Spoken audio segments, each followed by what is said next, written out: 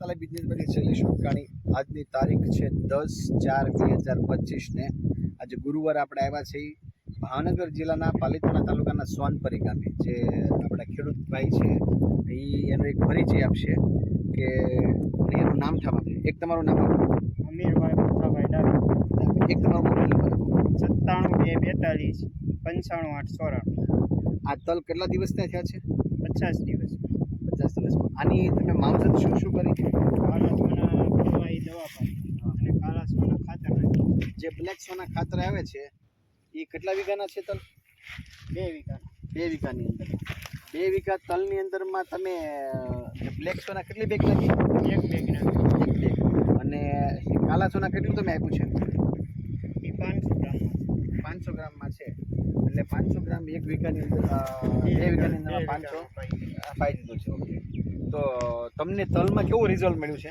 તલમાં result સારું છે. ફળમાં તલમાં અને સિરીઝ કેવી બની છે થડમાંથી સિરીઝ છે અને બીજું આમ અંદરમાં બ્લાવિંગની બધું કેવું લાગે છે સારામાં સારું. સારામાં સારું.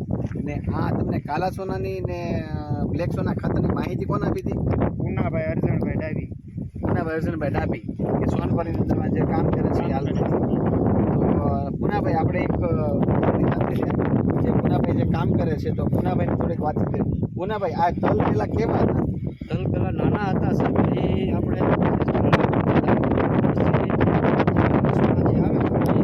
એ પાયો એટલે પછી ને પહેલા બ્લેક સોના ને પેલા કાલા સોના કાલા સોના ને પછી બ્લેક સોના ખાતર ને પછી બ્લેક સોના ખાતર.